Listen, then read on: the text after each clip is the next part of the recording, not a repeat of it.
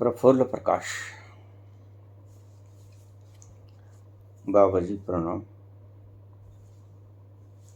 कबीर जी का एक अद्भुत शब्द, इसकी रहस्यात्मक व्याख्या करने का कष्ट करेंगे। शब्द हैं, साखी शब्द बहु तक सुना, मिटा न मन का मोह, पारस तक पहुंचा नहीं, रहा लोह का लोह।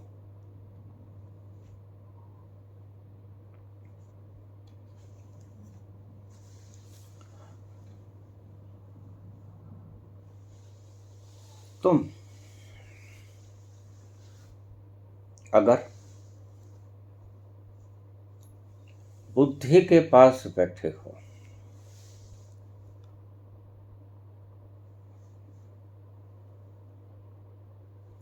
तो तुमने उस बुद्धि से ज्ञान से पूर्ण बहुत सी साखियां शब्द सुन लिए हैं। किसके प्रति? अज्ञात के प्रति, परमात्मा के प्रति। तुमने बुद्धि से बहुत से शब्द, बहुत सी साखियां, बहुत से भजन सुन लिए हैं। कबीर का एक एक शब्द निराला है।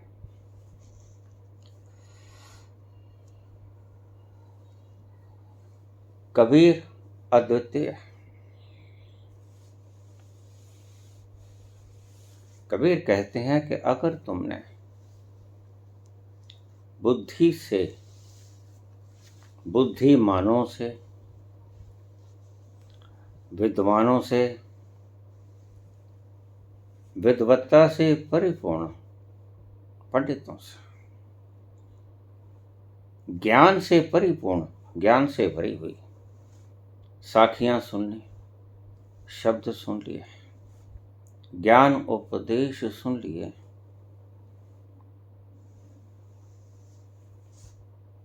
और ये सब कुछ सीखने के बाद, सुनने के बाद, अगर तुम्हारे भीतर प्रेम न जगा, रस न बहा, रस की वो धार न बही, तो फिर कबीर कहते हैं कि तुम गलत व्यक्ति के पास पहुंच गए।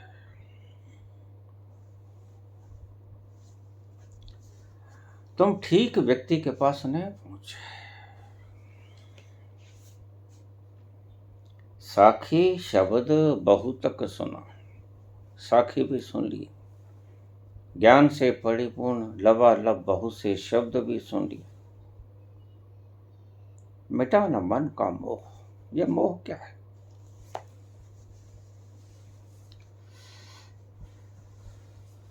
कबीर मोह इल्यूजन को कहते हैं। सीधी सीधी सरल सरल बात। कबीर कहते हैं तुमने साखियां सुन ली और विद्वत जनों से सुनने, और जो पूरे विद्वान थे, पढ़े लिखे थे, और उससे आगे तो कोई डिग्रीज भी नहीं थी, उनसे सुन ली। परमात्मा के प्रति शब्द सुन लिए, परिपूर्ण आध्यात्मिकता से युक्त परिपूर्ण शब्द सुनकर भी क्या हुआ? अगर तुम्हारे भीतर रसदार न भई,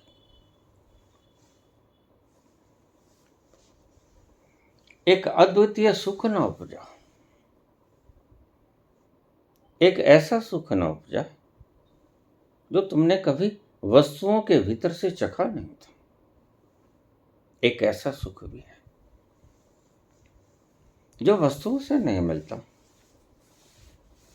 जो वस्तुओं के पार किसी तल पर मिलता है।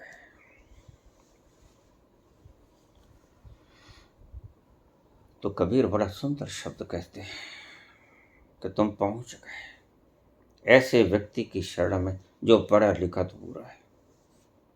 और कबीर तो बिल्कुल अनपढ़ है, कागज कलम छुआ नहीं।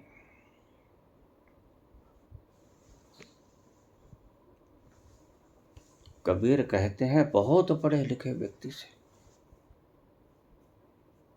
जिसने विद्वत्ता की अति कर दी है और उसके बाद सीखने को कुछ बाकी रहा नहीं। सब परिभाषाएं सीख ली,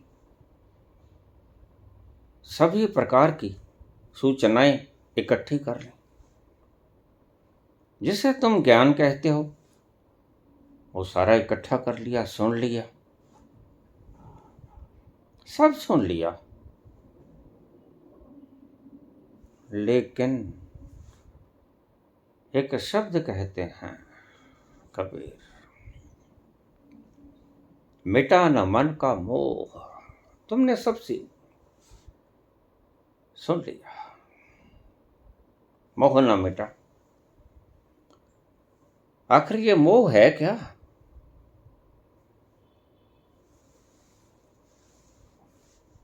मोह है भ्रम, इल्यूजन, क्लिंगिंगनेस, चिपकाहट, एकात्मता। अगर ये ना मिटा तो फिर कबीर कहते हैं कि तुम रूखे सूखे से गए थे और रूखे सूखे ही लौट आए। यद्यपि तुम बहुत खुश खुश वापस आए,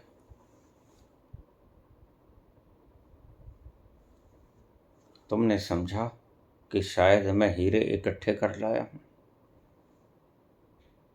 तुमने समझा कि मैंने जो इकट्ठा किया ये अद्भुत ज्ञान तो किसी के पास है ही नहीं।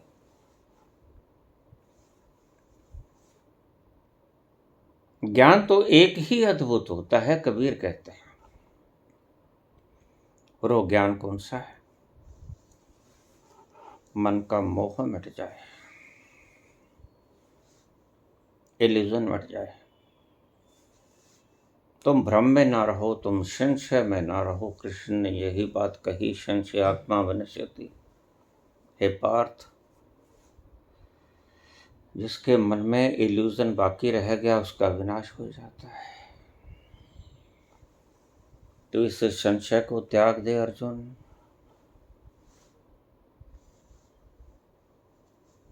यह इल्यूजन क्या है? मोह क्या है? चिपकाहट किस बात की है?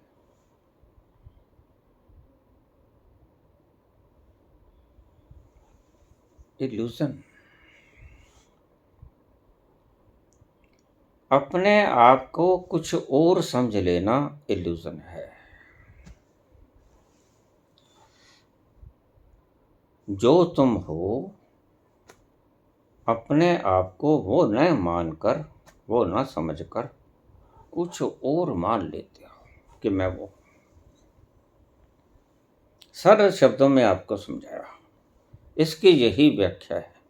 जो तुम वास्तव में हो, जो तुम वास्तव में हो, बार बार बोल रहा हूं, जो तुम वास्तव में हो उसको छोड़कर किसी और चीज को अपना अहम समझ लेना, यह मैं हूं, इसी को मोह कहते हैं।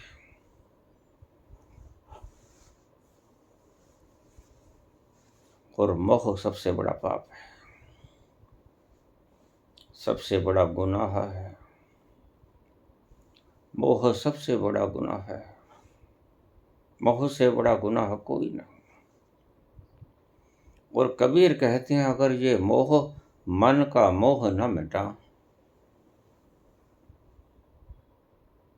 तो समझो तुम रीते गए थे, तुम रूखे सूखे गए थे, और जिसके पास गए थे वह संत न था, वह कोई कथावाचक होगा, वह कोई सदगुरु होगा, वह कोई आचार्य होगा।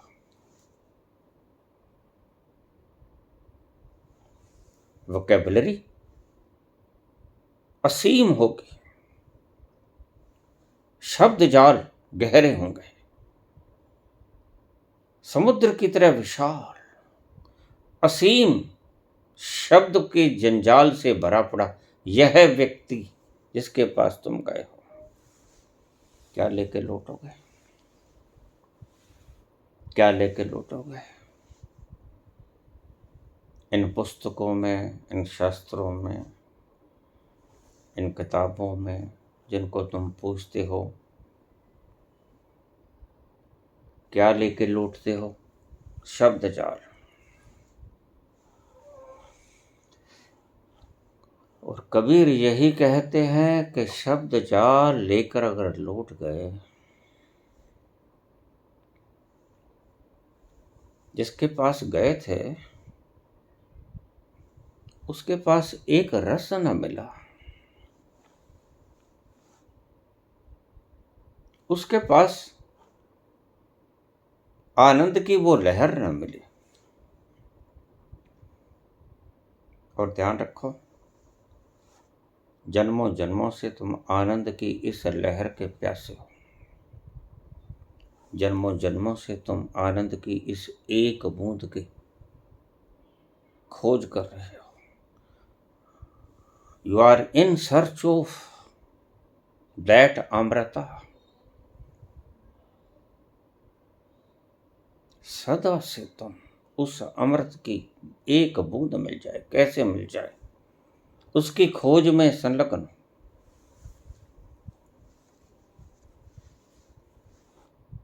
और कबीर बड़ा प्यारा शब्द कहते हैं, साखी शब्द बहुतक सुना। साखियां भी बहुत सुन ली, शब्द भी बहुत सुन लिए, तार्किक शब्दावली बहुत सुनी और बड़ी तार्किक थी।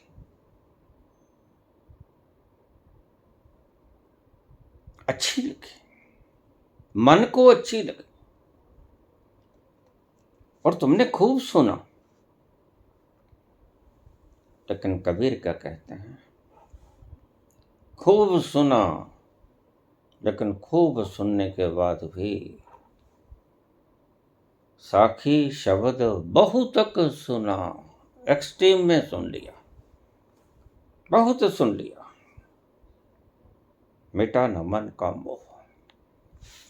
इस सारी शब्दावली को सुनकर वह चाहे कबीर की व्याख्या हो, नानक की व्याख्या हो, कृष्ण की व्याख्या हो, अष्टावक्र की व्याख्या हो, वह चाहे दुर्गा सप्तशती की व्याख्या हो, चाहे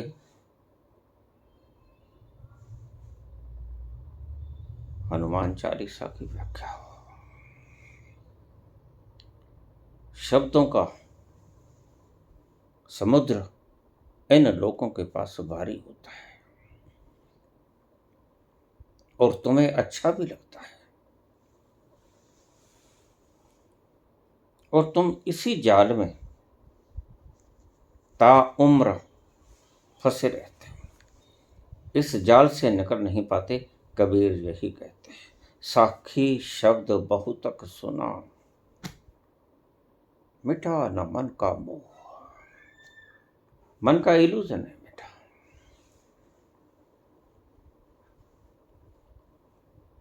मन भ्रम में ही रहा, मन दुविधा में ही रहा, मन संशय में ही रहा। और जिसका मन संशय में रहेगा, जिसके मन की समस्याओं का निदान ना मिला, जिसके मन की समस्याओं का समाधान ना हुआ, जिसकी समाधि ना लगी, फिर समझ लेना कि उसके सुने गए, सीखे गए सारे शब्द रूखे सूखे थे, उनमें रस ना भरा था। ये बिल्कुल वैसा है जैसे किसी मिठाई का नाम तुमने रख तो दिया मिठाई, लेकिन उसके भीतर रस नहीं, कैसे लगेगी वो मिठाई? खा पाओगे? खा पाओगे।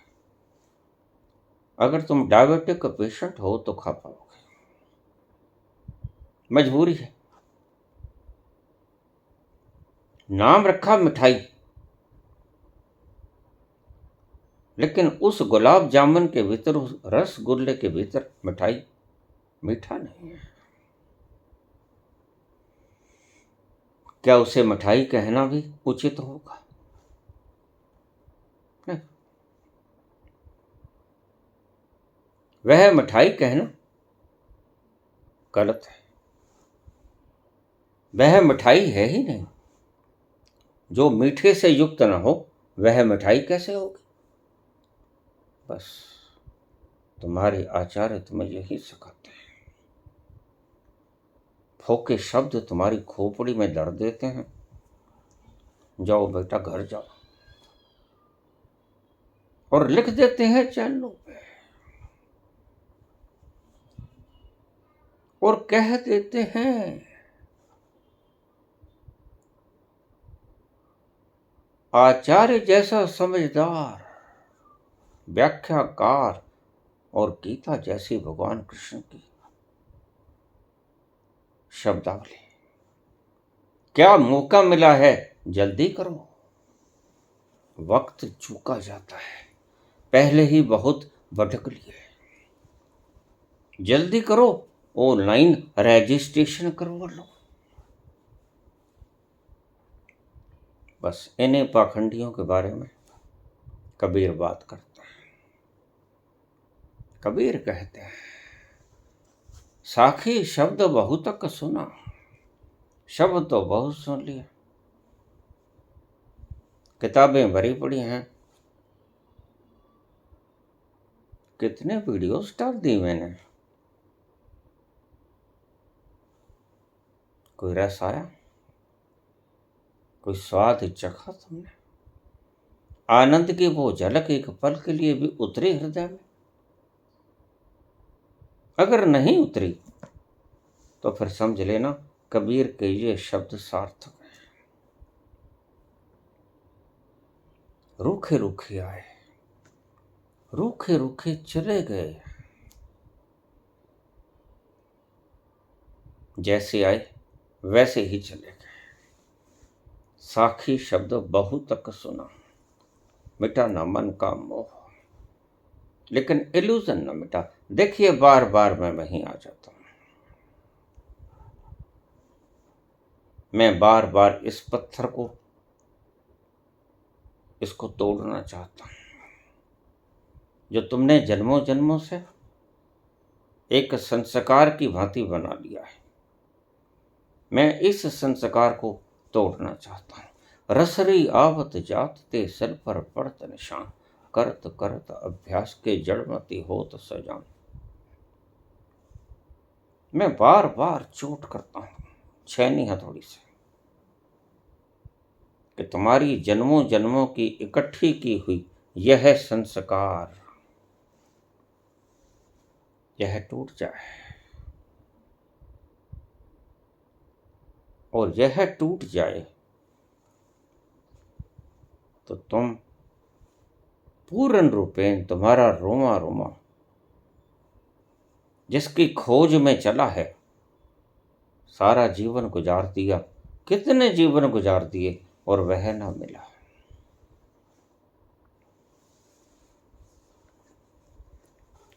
अगर यह टूट जाएगा,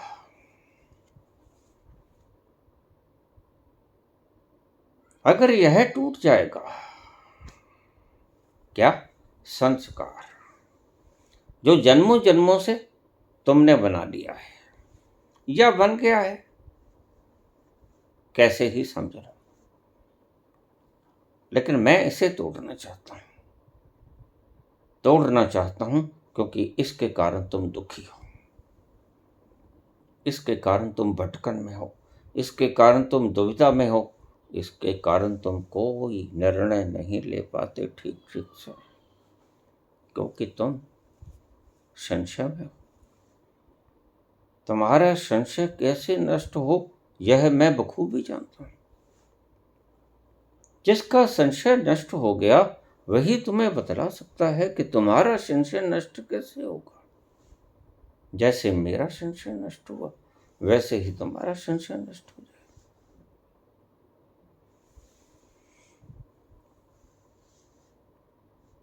साखी शब्द बहुतक सुना, मिटा न मन का मोह। मन का इल्यूजन न मिटा। वह प्रियतम न मिला, वह प्यारा न मिला, वह रस न मिला। फिर शब्दों को क्या चाटोगे। शब्द तो तुम्हें और ज्यादा पथरीला कर देंगे, शब्द तो तुम्हें और ज्यादा कठोर कर देंगे, शब्द तुम्हें फ्लेक्सिबल नहीं बनाएंगे।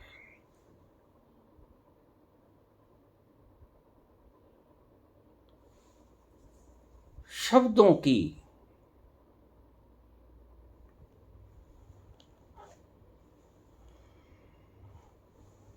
संपत्ति को पाकर तुम्हारा अहंकार और ज्यादा सुदृढ़ हो जाता है कि मैं 22 भाषाएं जानता हूं,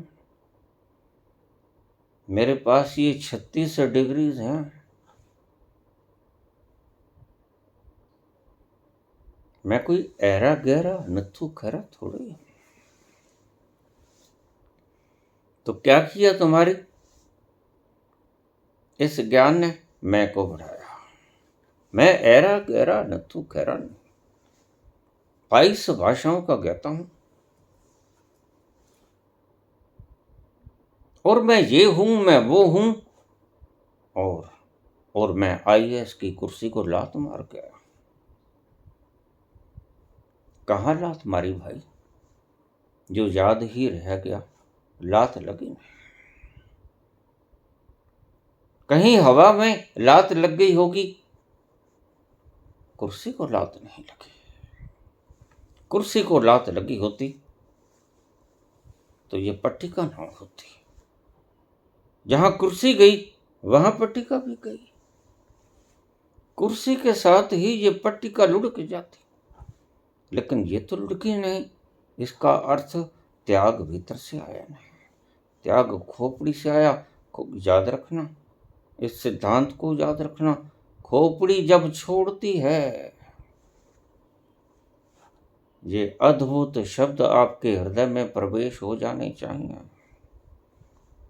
खोपड़ी जब छोड़ती है तो ज्यादा पाने की लालसा के कारण छोड़ती है। खोपड़ी जब छोड़ती है तो ज्यादा पाने की कामना के कारण छोड़ती है, अन्यथा खोपड़ी नहीं छोड़ पाती। खोपड़ी का सीधा सा सिद्धांत है, खोपड़ी गणितज्ञ है, मैथमेटिशियन है। 2 और 2 4 होते हैं, बस। खोपड़ी के भीतर उपनिषद के ये शब्द न घुसेंगे।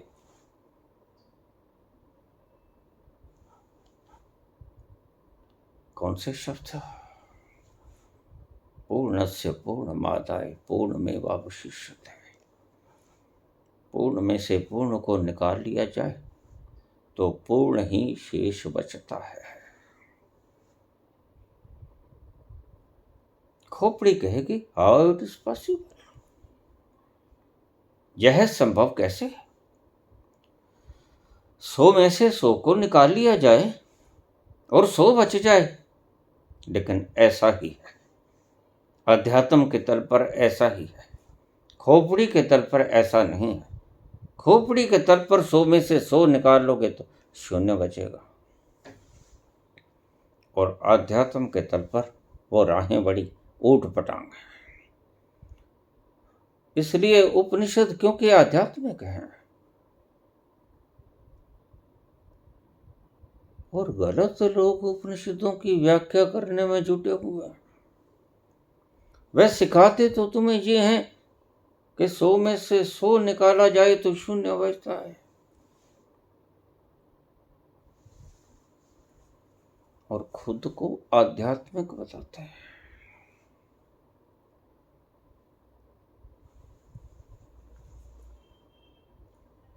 खोपड़ी जब छोड़ती है अगर बुद्ध ने खोपड़ी से त्याग किया होता तो बुद्धत्व का स्वाद तो न कभी चखते। सारी धरती छान लेते और प्रचार करते फिरते कि मैं कोई ऐरा गहरा नथु खरा नहीं, मैंने कपिल वस्तु के सिंहासन को लात मारी है। बस ऐसे ही ये चरित्रवान व्यक्ति आपको सम्मोहित कर लेंगे और तुम भी सम्मोहित होने को सदा तैयार बैठे हो। सबसे पहले तुम संत की क्वालिफिकेशन पूछो। मुझे लोग जात पूछ लेते हैं, जात न पूछो साध की पूछ लीजियो ज्ञान, मोल करो तलवार का पड़ी रहने दो म्यान। मुझे पूछ लेते हैं तुम्हारी जाति क्या है।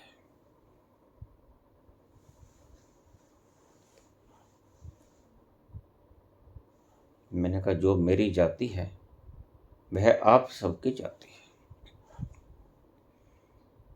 मेरी वही जाति है जो तुम सबकी जाति है, मैं वही हूं जो तुम हो, जरा भी तो भेद नहीं है, जरा भी तो फासला नहीं है। लेकिन बुद्धि भेद करती है, और जितना बुद्धिमान व्यक्ति होगा ध्यान रखना वह उतना ही सांसारिक होगा। मैंने पहले भी कहा था आध्यात्मिक व्यक्ति में थोड़ा थोड़ा पागलपन आ जाएगा।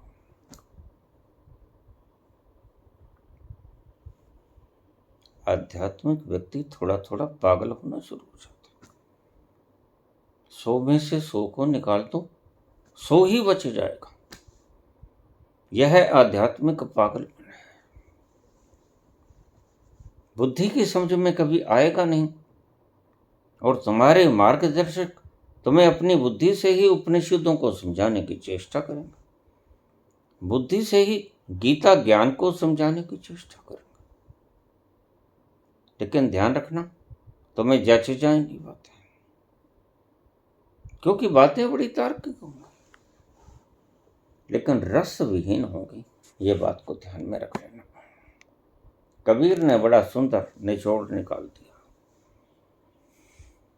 कबीर कहते हैं साखी सुनाने वालों से साखी सुन लेना, शब्द सुनाने वालों से शब्द सुन लेना, और बहुत भी सुन लेना, जितना वो सुनाए सुन लेना, लेकिन घर आके देखना क्या टूट गया, इल्यूजन भंग हो गया, मोह मिट गया, क्या मैंने जान लिया मैं वास्तव में कौन हूं। लेकिन ये ना जानने वाले लोग, इनकी अलग ही डेफिनेशंस होती हैं। मार्कस से जानता नहीं कि परमात्मा है या नहीं, कभी खोजा नहीं, कभी उस रास्ते पे गए नहीं। और मार्कस कह देते हैं कि परमात्मा नहीं है। मैं क्यों मानूं परमात्मा को जो मुझे खाने को रोटी नहीं देता। चारवाक कहते हैं कि कोई परमात्मा नहीं है। छीन लो, उधार ले लो और वापस मत करो, क्योंकि उधार देने वाला एक दिन मर जाएगा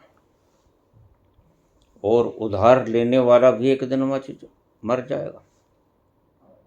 भस्म भूतस्य देहस्य पुनर्आगमनम कुतः। और मरने के बाद जब भस्म हो जाता व्यक्ति, फिर से कभी आता देखा है किसी ने?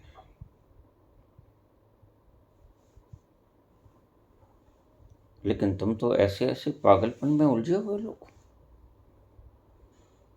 तुम तो ऐसे ऐसे मोटोस देते हो जिनका तुम्हें कोई पता ही नहीं। अब किसी ने कहा था मैं वक्त वक्त पे आता रहूंगा,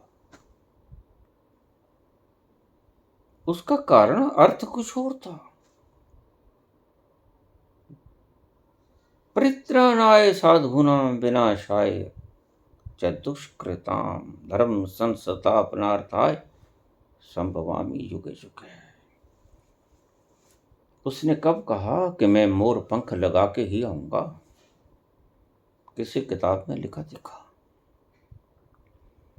किसी पुराण में, किसी शास्त्र में, किसी उपनिषद में ये लिखा दिखा? ये तो ठीक गीता में लिखा है, यदा यदा ही धर्मस्य ग्लानिर्भवति भारत अभ्युत्थानम अधर्मस्य तदात्मानं सृजाम्यहम् परित्राणाय साधूनां विनाशाय च दुष्कृतां धर्म संस्थापनार्थाय। मैं मोर मुकुट लगा के आऊंगा, मैं बंसरिया लेके आऊंगा, मैं मुरलिया लेके आऊंगा, मैं कौस्तुभ मणि डाल के आऊंगा। ये कहाँ लिखा? कहाँ लिखा बताओ? और तुम कहते हो राम लला आएंगे, कहां से आएंगे? यहां मैं चारवाक को बिल्कुल 100% सत्य मानता हूं। चारवाक कहते हैं भस्मभूतस्य देहस्य पुनर्आगमनम कुतः। जो देह एक बार भस्म हो गया वह पुनः उस रूप में आता नहीं। और कृष्ण कहते हैं मैं आऊंगा, यही चूक हो गई ना। और चूक तुम्हारे आचार्यों ने करवाई। आचार्य कहते हैं वह मोर मुकुटधारी वह फिर से आएगा। वो नहीं आएगा, कभी नहीं आएगा। ना राम लला आएंगे, ना कृष्ण लला आएंगे। आएंगे, बिल्कुल आएंगे, लेकिन किसी और रूप में आएंगे। जैसे राम और कृष्ण रूप बदल लिए गए। और परशुराम अति क्रोधित और राम अति शांत। जमीन आसमान का फर्क है। लेकिन हमारे शास्त्रों में लिखे हैं कि ये सब अवतार एक विष्णु के ही हैं।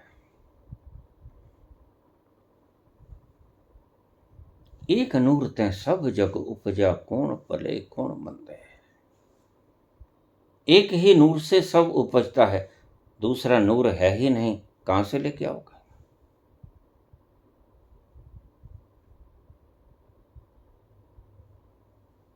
लेकिन तुम्हारी बुद्धि भेद पैदा करती है। तुम्हारी बुद्धि कहती है ये अपना ये पराया। तो कृष्ण तो आएंगे, कृष्ण आते रहते हैं। राम भी आएंगे, राम भी आते रहते हैं। कबीर भी आएंगे, नानक भी आएंगे, आते रहते हैं। मीरा भी आएगी, नाचेगी, पग घुंघरू बांध के नाचेगी। लेकिन उस रूप में नहीं आएगी, ध्यान रखना। आकार भिन्न भी होगा, पहरावे भी भिन्न होंगे, बोलचाल की भाषा भी भिन्न होगी, लेकिन होंगे वही। होंगे वही कृष्ण, होंगे वही राम, होंगे वही परशुराम, होंगे वही जो मछली के भीतर तड़प रहे थे, होंगे वही जो कछुए के भीतर थे, होंगे वही जो वराह के भीतर थे। वही तत्व आएगा, फिर से आएगा, धर्म की रक्षा के लिए आएगा। जब तुम्हारे मार्गदर्शक तुम्हें उलझा देंगे, दुविधाओं में संशयग्रस्त कर देंगे, तुम्हें समझ नहीं आएगी धर्म की व्याख्या क्या है। तुम्हें समझ नहीं आएगी हम क्या करें, और तुम रोगे अर्जुन की तरह।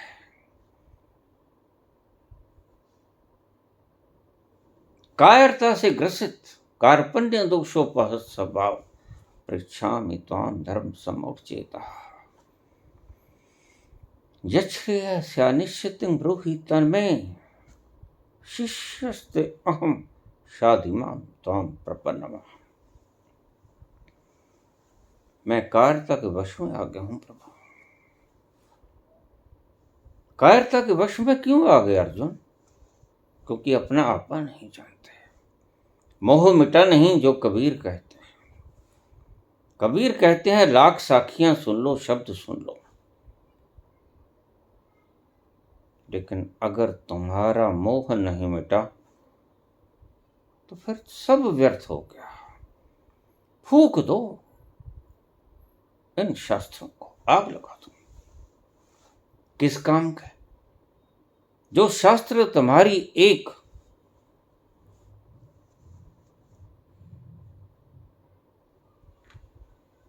अज्ञान को ना मिटा सका, भ्रम को ना मिटा सका, इल्यूजन को ना मिटा सका, और इतने शास्त्र हैं दुनिया में, पूरी मानवता उसके भार तले आके मर जाए, दब जाए।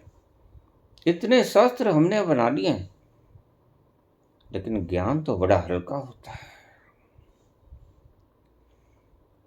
ज्ञान तो तुम्हें बिल्कुल हल्का कर देगा, वायु से भी हल्का कर देगा। इतना हल्का होता है ज्ञान, लेकिन तुम तो इतना भार उठाए फिरते हो, सिर के ऊपर ढोए चले जाते हो, और रोज रोज ये मार्गदर्शक तुम्हारे दिमागों में उंडेलते रहते हैं। और बड़े मजे की बात है, इतनी गंदगी फैलाती है इन लोगों ने। वो कथावाचक हों, वो किशोरियां हों, वो देवी देवताओं के उपासक हों, वो शास्त्रज्ञ हों, वो आचार्य हों, अपने आप को धर्मज्ञ कहेंगे, होंगे मूर्ख। मूर्ख कौन? मूर्ख वो जो अपनी खुदी को नहीं पहचानता। सब है सियाना एक मत, मूर्ख अपनो अपनी। मूर्ख किसे कहते हैं? कबीर किसे कहते हैं मूर्ख? जो अपने आपे को जान न सका। जिसने अपना आपा जान लिया वह सियाना हो गया, और वह जिसने अपना आपा जान लिया वह दो भाषाओं में बात नहीं करेगा। उन सब का मत एक होगा। सब है सियान एक मत, मूर्ख अपनो अपनी। मूर्ख अपनी अपनी बात कहेगा, अपनी अपनी डफरी, अपना अपना राग। तो कबीर कहते हैं तुम कितना ही शब्द सुन लो, सुन लो, कितनी ही साखियां सुन लो, सुन लो, लेकिन घर आके थोड़ा सा देखो, भ्रम मिटा, भ्रम मिटा, इल्यूजन टूटा। वास्तव में तुमने जाना तुम कौन? या कि बस आचार्यों ने तुम्हें यही सिखाया कि शादी का बंधन बंधन होता है, शादी मत करवाना, बस यही ज्ञान है। इसी को आध्यात्मिकता कहते हैं।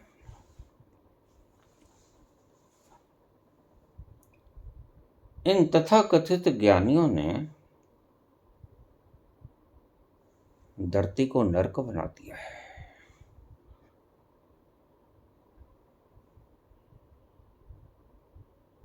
क्योंकि कृष्ण कहते हैं कि तुम बंध सकते नहीं। अष्टावक्र दत्तात्रेय शिव कहते हैं कि तुम बंध नहीं सकते। जब तुम कट नहीं सकते, जब तुम जल नहीं सकते, जब तुम गल नहीं सकते, जब तुम सूख नहीं सकते, तो तुम बंध कैसे सकते हो बोला? जो बंध सकता है वो तुम्हारी खोपड़ी है। और यह जो आचार्य तुम्हें कहेंगे कि तुम शादी बंधन है मत करवाना, तो समझ लो वह अभी खोपड़ी तक ही महदूद है, ये उस तल पे नहीं उतरे। व्याख्या कृष्ण की करेंगे निश्चित। कौन रोकता है? कोई जुर्माना थोड़ी है। कृष्ण के ऊपर तो माउथ से तुंग भी बोल देते हैं, सिर के ऊपर रख के नाचते हैं गीता को, क्योंकि आज उसकी हिंसा धार्मिक हस्ताक्षर युक्त हो गई, स्टैंप लग गई। आज कृष्ण ने स्टैंप लगा दिया, यू आर राइट मिस्टर माओ।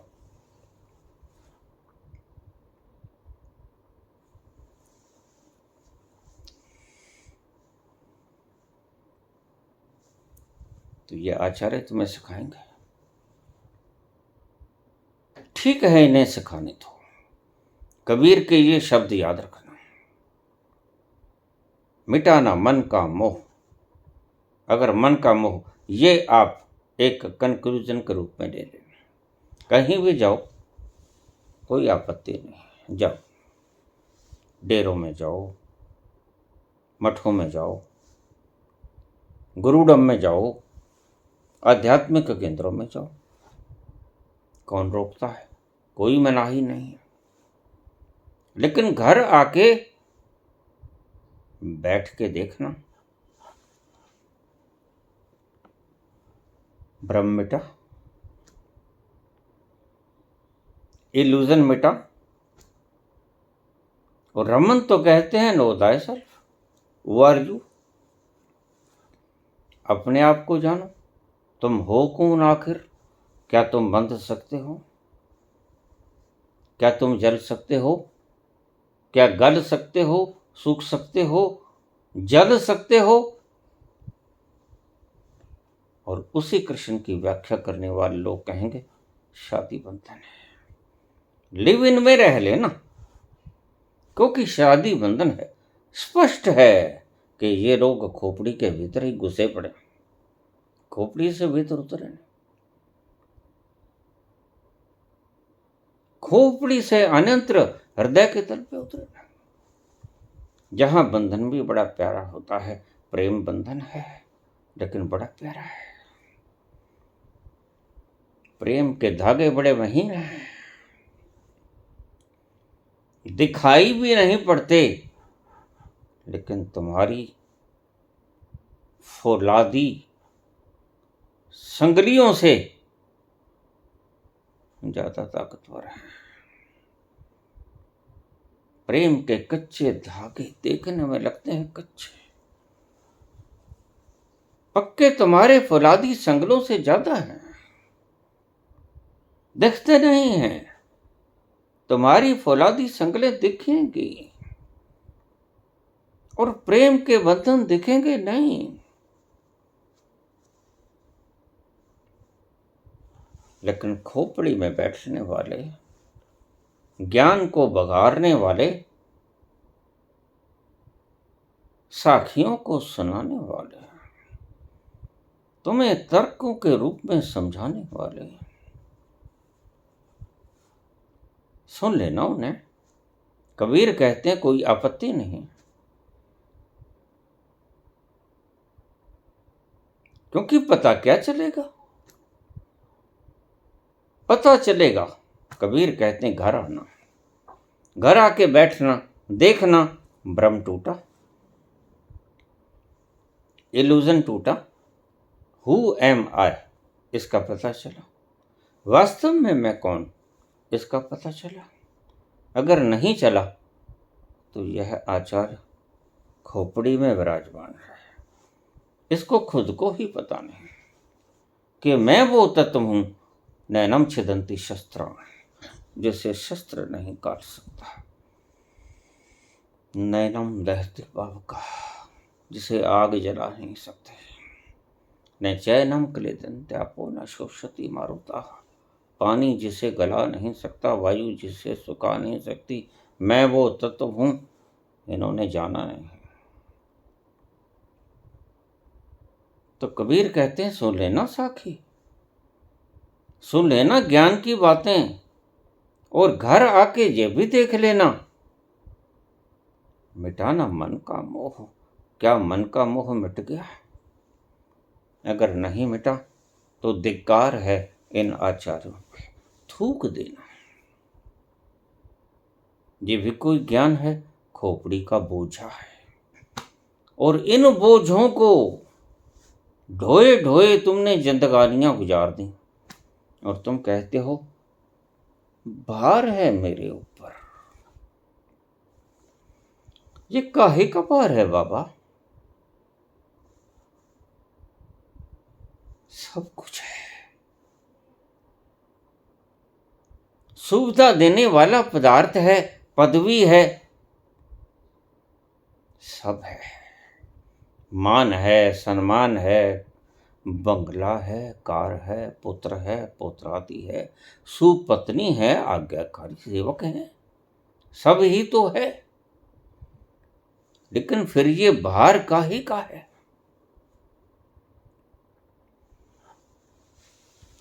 ये भार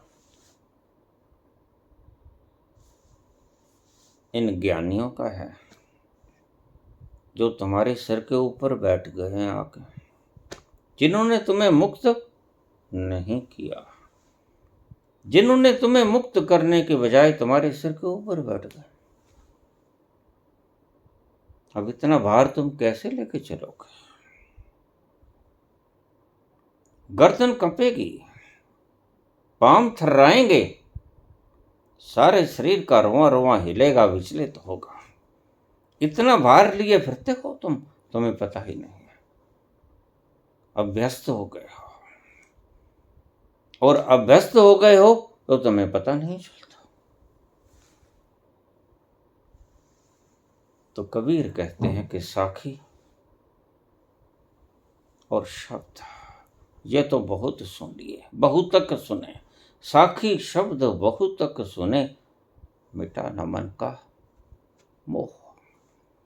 मन का मोह नहीं मिटा, बस यह एक कसावट है, यह एक परीक्षा है, यह एक लक्षण है। कहीं भी चले जाओ, जो कहता है मैं तुम्हें मुक्त कर दूं,